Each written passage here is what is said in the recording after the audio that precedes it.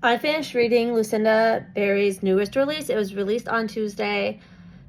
It's called 1 in 4. She said on TikTok the most traumatic thriller I think she has released. And I will agree. It was definitely something. I've read other books by her, and I think this one by far is like the more like kind of like unhinged one, or one that leaves you with more questions instead of like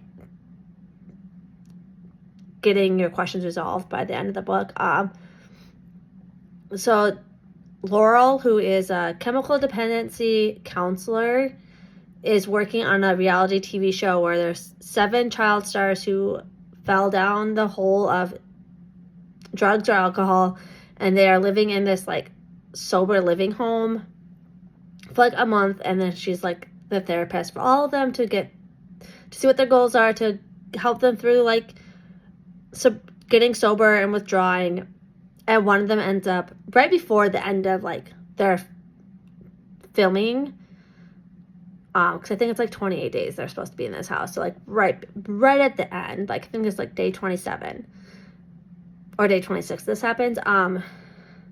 One of them ends up dead in the house at like night, and then Laurel is called by Gia, who is the producer of the TV show, to come help the clients with their big emotions, because they all see like this dead body, and she wants to make sure they're doing okay and they won't go down back the hole, which is fine, like that's like her job, or whatever.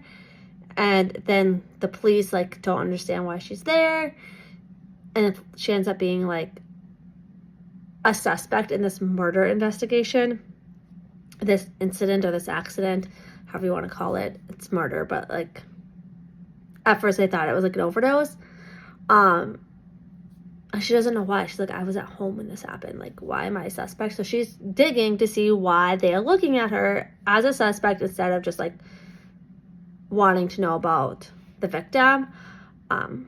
She like digs through it, and then she kind of seems a little nutso, because her wife Noelle is like thinking like, you need to go to sleep, like you're just too stressed and not rested. And like I thought I figured it out, and honestly with Lucinda Berry's books I usually do figure them out, or like for the most part, and I was confident in my thought until we got to the epilogue, and then now I'm like left with questions that I don't have answers to, and I want to reread it and see if I pick up on it. But I don't dissect books. I just read it to enjoy it. I don't dissect and see what I can think of them or figure out what it is. So if you are one of those people, let me know what you think. If you've read this book. If you haven't and you want to dissect it for me, go for it.